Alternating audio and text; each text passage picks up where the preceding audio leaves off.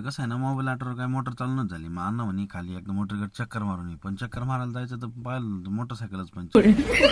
मग काय फिरोज भाईकडे गेलो, पंचर काढलं. मग गेलो नदीवर. नदीवर गेल्यावर विषय असा वाऱ्यानं ना मोटरचे ना आकडे पडलेले होते. आता आकडे कोणत्या तयारीवर होता काही मेळ लागा ना बरं का. अंदाजे टाकून दिले म्हणलं आता जर उलटी सुलटी झाली ना साईन तुला इथंच अर्धा तास घालणार. कसं आहे ना, 1-2 दिवस झालं तर नवरा बायको जरा आमचे भांडणं झालेले होते. पण हे बदकात जोडीला पाहिलं म्हणलं जाऊ दे मिटूनच घ्यावं. आणि कसं आहे ना, एकटं राहणं अवघड आहे. मग काय त्याच्यानंतर आपण मोटर चालू करून निघालो होतो घरी गेल्यावर. मग काय फ्रेश होऊन निघालो होतो आपण मंदिरात आल्यावर मस्तपैकी दर्शन वगैरे घेतलं. मग निघालो गावात. मग गावात आल्यावर काय आज पाहिलं भाऊ का पेमेंटचा होता नाही का. मग पेमेंटचा काय आलं नव्हतं म्हणलं मोकार हिशोब करीत बसतो. मग रोहन सरला म्हणलं आपला ना रथ चालू करा म्हणलं. आपल्याला ना पवन शेटचे लग्नाला जावंच लागणार म्हणलं. तिथं काय विषय नाही पोरायला राहिलं बरं काय. तिथे गेलो कळलं मंदिरातच नवरदेव अजून निघायचंच बाकी. मग म्हणलं आता चला कोयता आणू. मग आम्हाला भेटले तर आकाश भाऊ नाही का आमच्यासोबत जेवायला बसायचंच होतं बरं का. पण खुर्च्यात भेटल्या नाही.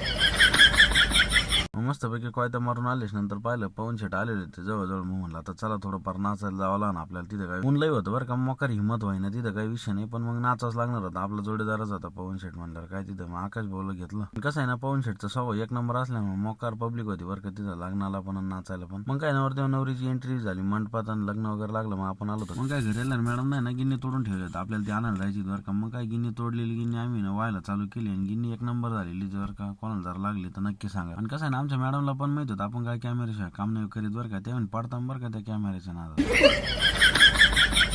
दिवसभर काय मोटर चालली नाही बरं का भाऊ म्हणे नीट. मग गेलो होतो आपण खाली चक्कर मारायला. मग म्हणलं आकड्याला कार्बन असं मस्त कार्बन वगैरे काढलं. काय नंतर आपल्याला डोक्यात आहे ना टूप पेटली बरं का. मी म्हणलं आता आहे ना काल परवा नवीन LTचं स्टार्टर टाकेल. ती कॉईल आहे ना कदाचित सपोर्ट नसन करीत. मग कॉईल काढली आणि मग साधी व्होल्टेजची कॉईल टाकून दिली. मोटर झाली ना भाऊ चालू. तर कसं वाटलं आजचा ब्लॉग नक्कीच कमेंट मध्ये कळवा. रामकृष्ण हरी.